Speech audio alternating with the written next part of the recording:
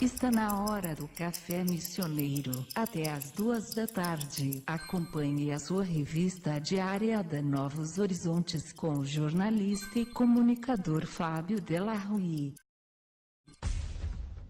22 de setembro de 2015, 13 horas 16 minutos.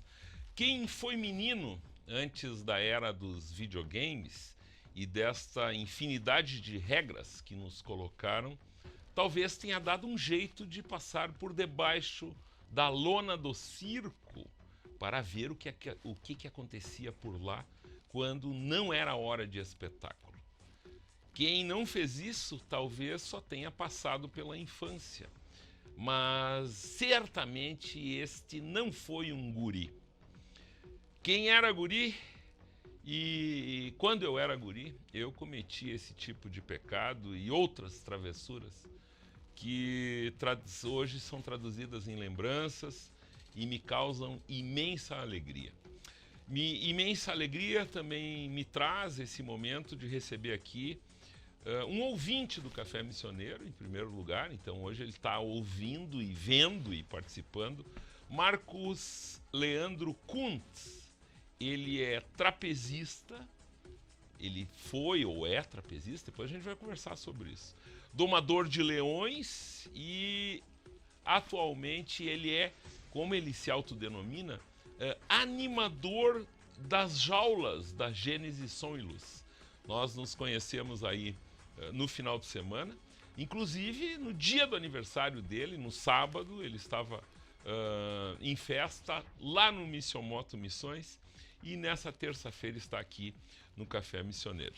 A gente vai conversar sobre circo, vai conversar sobre vida cigana, mas principalmente assim lembrar algumas coisas de uma época que as leis fizeram com que essa época fosse datada, que desaparecesse. A época das feras dentro dos circos.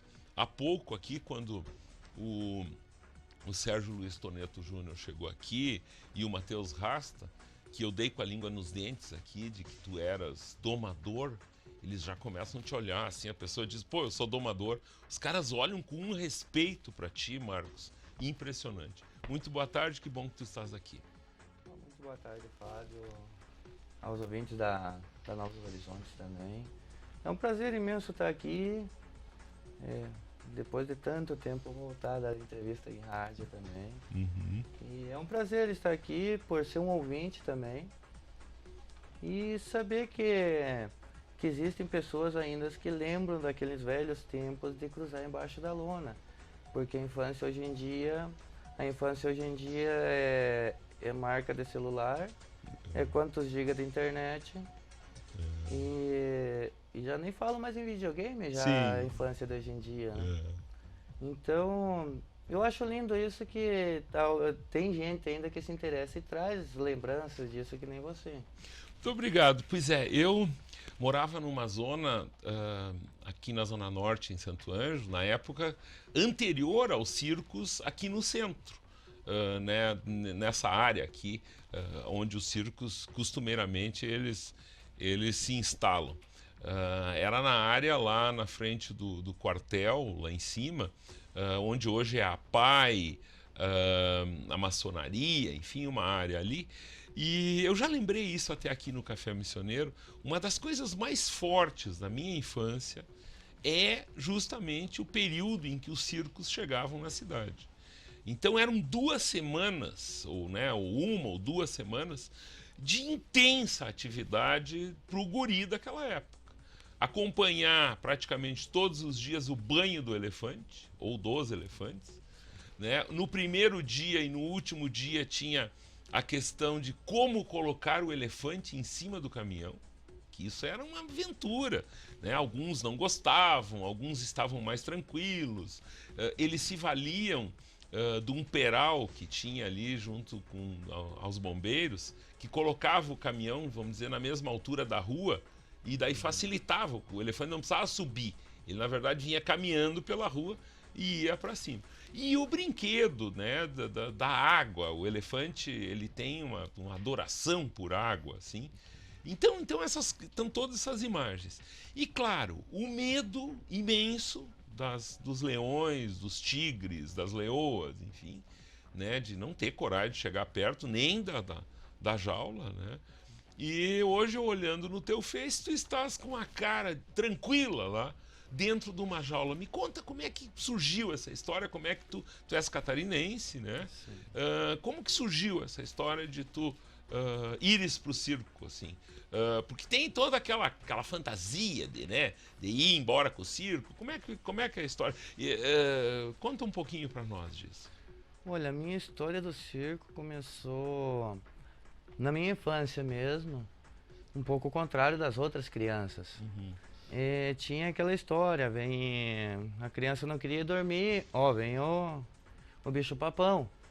A criança saía pra rua, o velhinho do circo vem te pegar. Aí, quando chegava um circo lá em Chapecó, eu dava um jeito de fugir de casa. Certo. E ficava dando voltas e voltas e voltas do circo, buscando esse tal de velhinho que nunca apareceu pra me levar no circo. Tu queria ir junto com ele? Essa era a minha que curiosidade. Beleza, rapaz. Aí fui crescendo, chegou a adolescência, aí parou um pouco isso. E aí de um certo ponto, antes de eu ficar maior de idade, eu consegui trabalho no circo. E na época eu pedi quase que por favor que me desse trabalho. Sim. Eu queria sair viajar, mas eu sempre olhava que no circo era uma maneira fácil de viajar. Achava, assim, pra viajar. Pra viajar. Mas aí entrei a trabalhar no circo, que foi com o Beto Carreiro, isso foi em 97. Aí de lá pra cá, aí mudou muito a minha vida. Mudou bastante, eu aprendi a minha escola, que a minha escola do circo é melhor que muitas faculdades que existem por aí. E assim, mas tu entrou, o começo de carreira sempre é algo difícil, né? Mas jovem, sem experiência e tal. Tu foi pegar no pesado de saída. Eu fui a montar, desmontar a lona. Aí comecei a trabalhar com Beto Carreiro. Aí fui me dedicando aos 6 meses. Já comecei a ficar no circo, é o primeiro capataz, segundo capataz, as pessoas que comandam tudo e a responsabilidade de montar a estrutura. Eu fiquei como segundo capataz. Aí deu uma troca de gerência na empresa, aí tivemos que sair. Aí terminou aquela companhia, eu voltei para Chapecó. Isso, a primeira vez eu trabalhei 7 meses. Aí voltei para Chapecó. Aí fiquei uns 6 a 8 meses em Chapecó e já vi que o meu espírito já não podia ficar parado. Certo. Aí, num certo ponto lá, alguma desilusão entre família e irmãos, eu resolvi sair de volta. Aí cheguei na rodoviária e fiquei olhando o painel. Aí achei o nome bonito de Porto Alegre. Fui comprar uma passagem para Porto Alegre, caí na estrada de novo. Cheguei em Porto Alegre, na rodoviária, olhei, o que eu vou fazer? Chamei um taxista, tem algum circo aqui? Tem um no Parque das Marinhas. Me leva lá. Chego lá, dou de cara com a pessoa que me recebeu a primeira vez no circo, que tinha me dado trabalho. Que coisa, rapaz. E a minha intenção era passear no circo e depois ver o que eu ia fazer. Mas como foi aquela amizade tão grande com aquele senhor, que ele me tinha como um filho. Aí quando ele me viu, me perguntou, eu falei a verdade pra ele. Aí ele disse, não, volta a trabalhar comigo. Aí depois de lá então, segui. Esse era o circo mexicano? Não, esse era o Beto Carreiro. Beto Carreiro de novo, era uma outra companhia. Outra companhia. Sim. Aí eu trabalhei mais 2 anos, até chegar em São Paulo, em São João da Boa Vista. Aí lá eu tenho uma parada com o circo de novo. Tinha uma pessoa lá que tinha uma agência de modelo. Aí me viu e me fez um convite para ser modelo. Aí fiquei trabalhando lá em São João da Boa Vista, fiquei quase 3 anos lá. Certo. Aí fui modelo profissional. E cheguei a uns 8 meses a ser redator de jornal, que tinha um jornal pequeno, se chamava Tribuna de São João, e depois passou para se chamar Walk News. Aí fui redator, tava linda a minha vida lá, mas de repente passou um circo na cidade. Ai, ai, ai. Aí O problema, eu tenho o meu medo, eu agora vendo tu contar isso aqui, ele trabalha na Gênesis Som e Luz, é o que monta toda a estrutura, né, essas gaiolas, praticamente, que existem hoje, né? Que o músico, tudo aquilo fica no meio de uma gaiola. O barulho no final ali, do desmontar, ele é muito parecido com o barulho de montagem de circo. É bem o parecido. barulho, aquelas correntes, aquilo. O meu medo é que passe um circo aqui pro Santo Ângelo e tu caia fora, deixando o Emerson e o Leonardo na mão aí, né? E daí então passou o circo e esse circo ia pra América Latina, ia adiante, vamos dizer assim. Não, ele fez mais uma gira entre São Paulo, chegou a Paraná, aí que veio a companhia do circo mexicano a contratar pessoas aqui no Brasil. Aí eles queriam um eletricista. Sim. Aí quando eu voltei pro circo depois de São Paulo, eu voltei como eletricista. Aí eles precisavam de um eletricista que tomasse conta de toda a iluminação do circo, um gerador. Aí o gerente do circo perguntou para mim se eu estava afim de viajar. Eu digo, mas essa é a intenção minha no circo, tá viajando.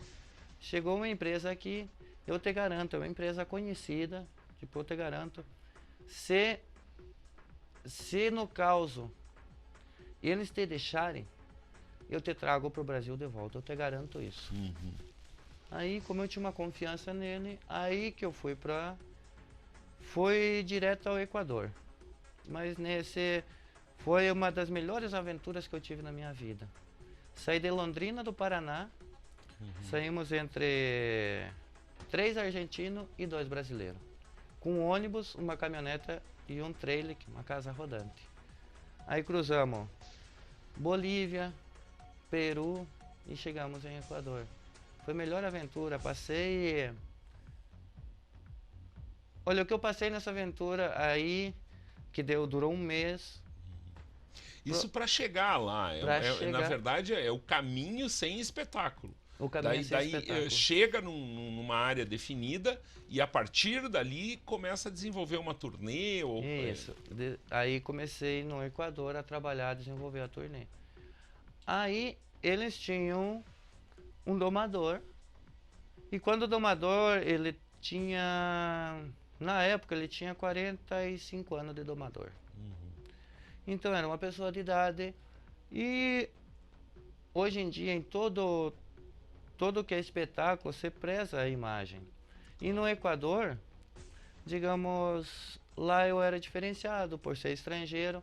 Aí quando ele me viu, ele disse, você vai trabalhar de domador comigo. Mas que coisa. E aquele momento ali, o que tu sentisse? A primeira coisa que eu pensei, eu digo, que legal, mais uma aventura na minha vida. Sim. Aí o circo, toda a fronteira, ele tem uma parte burocrática que o circo chega a ficar até 2 meses parado na fronteira. Aí eu comecei a alimentar os animais, os tigres, que tinha tigre, chimpanzé, cavalos, minis cavalos, avestruz, gato, cachorro. Aí eu comecei a tomar conta dos animais, para me familiarizar com eles. E até quando chegou para começar a turnê, que foi em Machala, no Equador. Aí deu uns 10 dias mais ou menos de espetáculo, aí me anunciaram como nova atração, eu trabalhando com os animais. E daí, o primeiro dia, tia? Eu tava nervoso, o primeiro dia eu tava nervoso, mas quando entrei dentro da jaula, eu me senti um peixe... Dentro d'água? Dentro d'água. Eu não sentia medo, era meus amigos, era que nem nós estar aqui assim, eu tinha certeza que eles não me iam fazer mal. Sim. E graças a Deus nunca me fizeram. Tá. E que tipo de atividade tu fazia com esses animais, né? Tem uma sequência de ações que eles fazem, né? Não é simplesmente uma pessoa passeando no meio deles, né? Os animais, eles têm... Quando você ensina os animais desde pequeno, você ensina os animais que nem nós. Se eu dizer que esse computador é digamos, é uma folha, e se da criança, desde pequeno, dizer que é uma folha, vai chegar um ponto que ela vai dizer que é uma folha esse computador. Os animais entendem. Eles acham que são gatinhos pequenininhos, né? Mas a partir do momento que eles já estão adultos e já foram ensinados, aí você tem que seguir uma rotina com eles. E essa rotina você pode mudar, mas você pode durar anos, pode perder o animal, digo perder a questão do aprendizado dele, ele acaba não fazendo o que sabia e não aprende mais outra coisa. Então tem que... Aí a partir do momento, o animal seguia muito pela pessoa. O tigre, ele seguia mais do que pela frente da pessoa, pelo gesto da pessoa. Sim. Porque o tigre, ele não te ataca pelas costas. E o leão ataca. O leão, ele te busca as costas. Então um tigre é bem mais fácil de trabalhar. Porque se você está dentro da jaula, fica tranquilo de costa para ele não vai te fazer mal. E sempre na manada de tigre, tem um que vai te defender. Ele assume ele essa assume, figura se o outro te avançar, ele vai vir te defender. O leão já não. O leão, ele se junta com os outros para te atacar. Eles se juntam para te atacar. E a diferença da leoa pro leão, tem? Tem. A leoa, ela é mais tranquila. Ela não é apurada para fazer as coisas. Ela não é nervosa. E é mais dócil. Sim. Já o leão, não. O leão é aquele selvagem mesmo. Ele é o bicho. E ele vai, tipo, se ele quiser fazer uma coisa... O bom, pra mim, que eles nunca descobriram a força que eles tinham dentro da jaula. Tá, e tu chegavas a colocar a cabeça dentro da boca do bicho, como a gente vê? Porque isso eu falo isso porque uma vez eu entrevistei o Orlando Orfei. Ele faleceu agora no começo do mês de agosto. E ele disse para mim que o ápice do domador é esse momento da cabeça dentro da boca do bicho. Isso pouquíssimas pessoas faziam isso de forma efetiva. É um risco muito grande, né? Olha, no mundo do circo é uma vida de risco que a gente tem. Então, eu não cheguei a fazer esse ato em público, mas na portada do meu Facebook eu tenho uma foto que eu estou abraçando aquele tigre. Esse tigre, a tigresa, a mãe dele, não aceitou ele quando nasceu. Então eu peguei ele e criei. Eu praticamente ajudei ela, eu a parir esse tigre até os 2 anos e meio. E eu estava preparando para o espetáculo. Mas devido ao nascimento dele de má formação dos ossos, então ele não foi usado para o espetáculo. E com ele, eu estava praticando isso, porque eu criei ele desde pequeno. Sim. E aí, mas em público eu não cheguei a me apresentar, mas cheguei a fazer isso. Tá, e a gente tem que agora, porque agora quase rola um momento de emoção, assim. E tu, a partir do momento dessas proibições, a questão da legislação, como foi separado esses animais? Olha, eu no momento eu não estava no Brasil. Eu estava... Não tenho certeza se é entre Equador ou Colômbia. Então lá, até agora, no momento, não está proibido. Sim, lá ainda permanece. Então né? eu não convivi esse momento aqui no Brasil. Sim. Eu cheguei em 2012 aqui no Brasil e já estava essa lei, já nenhum circo tinha animais. Então eu acabei não sofrendo esse impacto. Certo. Porque eu segui trabalhando. Mas acompanhei pessoas que foi muito difícil. Porque o circo, o meio de comunicação do circo é os animais. Certo. E aí tirar esse meio de comunicação deles, aí voltar para o espetáculo, o público, todo mundo, vamos no circo, vamos ver os animais. Não, e assim, ó, foi tão... Claro que isso é uma questão muito maior. A gente está aqui apresentando uma história. A gente não tem a proposta nesse espaço aqui de debater a legalidade, enfim, isso é lei e está definido. Mas outras implicações. A gente está aqui fazendo um relato de vida. A gente não está aqui procurando fazer avaliações sobre isso. Mas uma das verdades que existe em relação ao circo depois dessa legislação é que o circo, muitos deles perderam a graça, perderam o rumo e deixaram de existir, né? Principalmente devido a essa questão. Claro que existiam animais que eram maltratados, os animais têm uma necessidade de espaço, enfim, que a gente pode entrar, tu domina exatamente isso aí, mas eu te digo, ir no circo para ver boneco fake ou falsificado, como a gente vê por aí, né? Uns dizem, não, a Peppa, eles aproveitam os bonecos da moda aí e compram uma fantasia torta e querem, né? É complicado, né? Isso é uma tentativa de se sobreviver, né? E é de se lamentar isso. Mas a gente sabe também, acompanhando um pouco os meios de comunicação desses países, Equador, Colômbia, Peru, Chile, que os circos, esses que andavam por aqui, estão lá hoje, né? Sim. Esses que tinham animais. Ou mantêm parte de suas companhias rentáveis, aonde eles ainda podem se valer dos animais, né? Era mais ou menos isso, né? Eu queria nós vamos fazer um intervalo e a gente já volta conversando com o Marcos Leandro Kuntz aqui, trapezista, domador e que tem muita história para nos contar. Nós já voltamos. Deste 22 de setembro, eu conversando com o Marcos Leandro Kuntz aqui, trapezista, domador.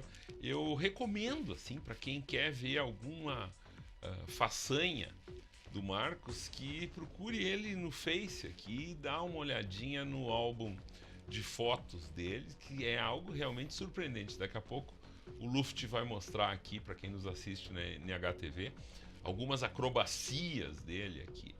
E entre os grandes momentos do Marcos, ele me chamava a atenção, em especial ao nascimento de alguns animais raros que nasceram no circo enquanto ele estava lá. Que momento foi esse, Marcos, que tu lembra com tanto carinho? Olha, o primeiro foi esse tigre que eu criei, do primeiro momento que ele nasceu até os 2 anos e meio, que depois ele foi doado para um zoológico em Colômbia, em Bogotá, Colômbia. E depois foi o nascimento da Milagros, que foi uma leoa branca que nasceu, uma leoa albina, que é número 304 no mundo. Isso é muito raro, né? É muito raro para no mundo ser o número 304. Então é uma coisa bem... E eu tive o prazer, inclusive, para alguns pode parecer estranho, outros, mas se alguém chegou a viver no circo, que está nos escutando, essa pessoa vai entender. No primeiro dia de nascimento dessa leoa, a mãe dela não aceitou ela, por ser albina. Então, eu, como era encarregado dos animais, eu fui a correr atrás de encontrar qualquer animal, um cachorro preferencialmente, e não encontrei nenhum cachorro como para adotar o tigre. Sim.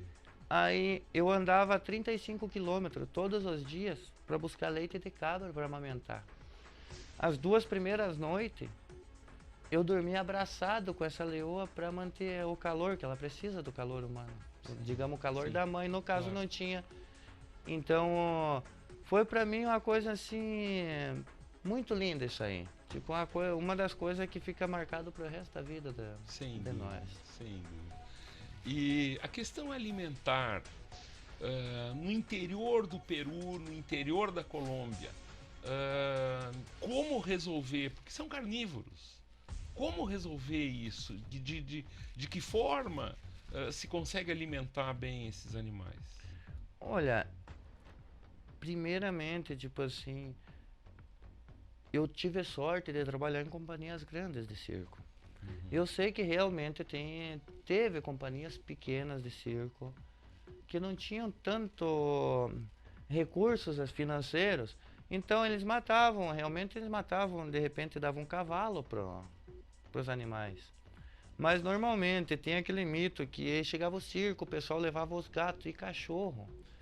O gato e o cachorro, ele tem uma doença que se um leão ou um tigre comer um gato ou um cachorro, ele morre, porque essa doença é transmitida para o tigre ou o leão. Então, ele acaba morrendo. Então, o felino ele não come gato e cachorro. Ele pode matar, porque ele se sente como se fosse uma ameaça. Então, ele pode matar um gato ou um cachorro, mas ele não come. Sim. E lá nós alimentávamos, ou nós ia num frigorífico, e aí comprava, eles descarnavam a cabeça da criação, do boi ou da vaca, do gado, e nós dava isso. Ou nós dava frango. Comprava frango a um baixo custo e dava frango para eles. Que a melhor alimentação pro animal, pro tigre ou pro leão é o frango. Essa imagem que a gente mostrou ali, pode mostrar de novo? É essa imagem? Essa é a leoa branca aqui nesse tom.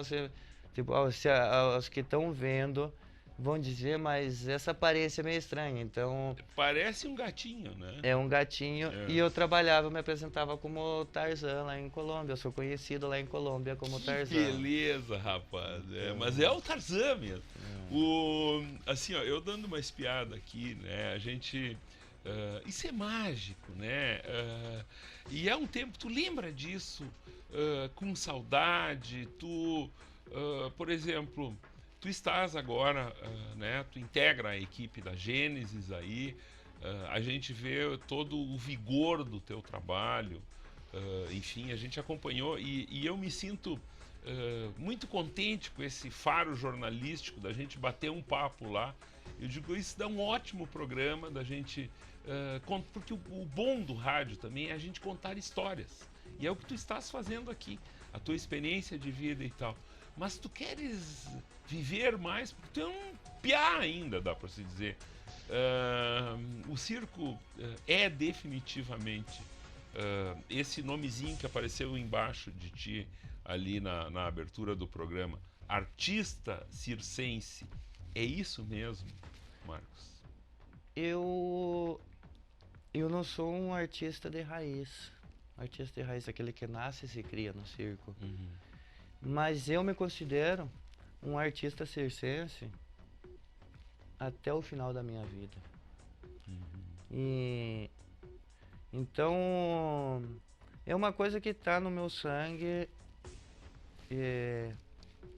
Eu tenho medo de aparecer algum circo aqui, me fazer alguma proposta e me levar. Porque eu aqui em Santo Ângelo, eu tenho 3 anos aqui. O motivo de eu voltar para cá... Digo voltar porque eu tive em 88, aqui em Santo Ângelo, visitando minha avó. Certo. Aí agora eu voltei por causa da minha mãe. Então eu quero acompanhar a minha mãe. Ela já está de cabelos brancos e o culpado daqueles cabelos brancos sou eu.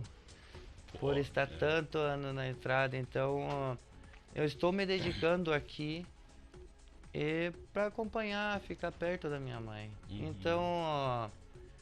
eu acredito, mas não acredito em mim, Sim. que se aparecer um circo aqui não me leva. Tá, não te leva. Inclusive eu tenho Cheguei a ter contato, sou amigo do Jairo Mate. E chegamos meio de falar, porque eu sou professor de algumas artes circenses. Do que, por exemplo? Percha o mastro chino, que é aquela pessoa que sobe no ferro e faz acrobacias. Sim, sim. É o mastro chinês. Seria, isso. Eu noto, assim, ó, esses teus 5 anos de América Latina, Colômbia, Bolívia. Foram 9. 9 anos de América Latina, te deixaram com um sotaque latino-americano. Eu noto, né, o espanhol, eu noto também nas tuas relações, assim, muitos amigos tu deve ter deixado nessa trajetória, né? Olha, graças a Deus, eu tenho amizades que eu até acabei parando um pouco de usar a internet, porque eu sou um artista completo de um circo. Então, eu tenho propostas. Olha, quase mensalmente eu tenho propostas para sair por várias partes do mundo. Agora, há poucos dias, há uns 15, 20 dias atrás, me chegou uma proposta para mim trabalhar para o Egito. E daí? E as propostas são tentadoras, financeiramente são tentadoras. Sim. Aí, o que eu faço?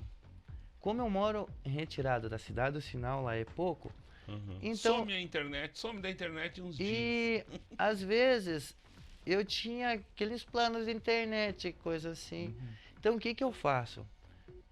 Eu cancelei tudo isso, e aí eu compro aquele pacote de 2, 3 real, assim. Sim. Como para mim fazer alguma coisinha rápida, eu sei que vai terminar rapidinho, eu não posso alimentar isso aí. Então, para parar com isso aí, porque hoje em dia, a crise que estamos vivendo, então uma proposta é tentadora de... Não vou comentar valores, porque... Mas é uma proposta tentadora que... Todo mundo que diz assim, que eu cheguei a comentar, diz, mas você é louco perder uma proposta dessa. Mas e tem outro lado disso. A tua vida, essa vida cigana, essa coisa de estar na estrada, o teu trabalho te proporciona isso, né? E olha o que tu viveu só nas 2 últimas semanas. O canto missioneiro, com a sua intensidade da questão cultural, a carga que traz tudo aquilo, né? Tu ouviu e viu de um posto privilegiado. Nesse final de semana, 20 bandas e não é só nós aqui que estamos dizendo, quem estava lá, mas incrível o gabarito dessas bandas, né? Para quem gosta de música de rock and roll. E então a única coisa é que não tem o leão ali, né? Mas tá muito parecido com o circo, né? Olha, a Gênesis, assim, foi um ombro amigo naquele momento, assim, que seria um pranto de lágrimas, assim, foi meu ombro amigo, porque ali eu trabalho, acompanho a minha mãe dia a dia e tô na estrada.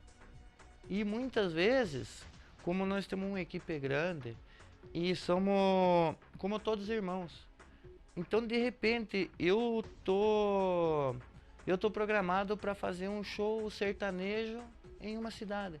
De repente surge um show de rock, ou vice-versa. Então nós, entre os companheiros, a empresa, nós temos uma opção, às vezes, não sempre, mas às vezes de nós escolher. Dizer, vamos trocar, eu faço o show de rock e você faz o sertanejo. Então, é difícil encontrar uma empresa que eu tenho outras profissões, mas só que eu não me vejo todo dia pegando o mesmo ônibus, encontrando as mesmas pessoas, vendo a mesma parede todos os dias. Eu acho que eu não nasci para isso. Então a minha janela tem que mudar dia após dia para mim ser feliz. Que beleza. Eu assim, ó, Marcos, eu te agradeço muito tu estares aqui conosco, dando essa lição de vida e mostrando que pegar pesado, né? Porque é só apertar a tua mão e ver a firmeza com que tu aperta uma mão e os calos que tu traz contigo do teu trabalho também. E demonstra, é um exemplo claro de uma pessoa que pega muito no pesado e que é feliz e que gosta de fazer isso, né? Então, assim, ó, tu nos traz aqui o teu exemplo de vida, a tua experiência, toda essa questão muito curiosa, né, de ter lidado com tanto tempo com feras e que tu sigas em frente, né? A gente está aqui junto na torcida também e esse exemplo, eu quero que tu falaste do teu emprego, assim, a Gênesis, o Leonardo, agora o Emerson junto. A gente sente também muito contente dessa aproximação que existe hoje entre a Novos Horizontes e a Gênesis e isso são pessoas que de uma certa forma assim, pensam as mesmas coisas, sonham as mesmas coisas, né? Então é isso, eu te agradeço e nos manteremos ligados aí, né? E quem sabe tu possa instruir aí a gurizada que está a fim de aprender junto com o Mate aí, né? Da companhia que eles têm aí, enfim, de quem sabe algo role ali, né? Já tivemos proposta. Agora eu estaria mais preparado. No começo eu não quis muito, porque senão ia alimentar aquele sangue. E aí ia juntar com a emoção e tudo. Sim. Então, agora de repente podemos chegar a um acordo. No caso, eu não me interessaria financeiramente, só por um prazer.